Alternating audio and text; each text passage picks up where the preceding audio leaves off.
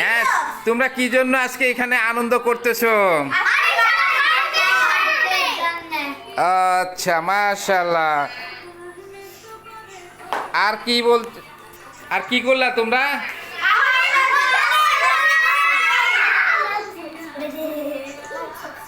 তোমরা কি ডেইলি এখানে এখানে একত্র হও এবং খেলাধুলা করো?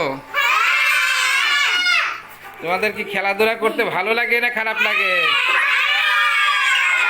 মাশাআল্লাহ, মাশাআল্লাহ।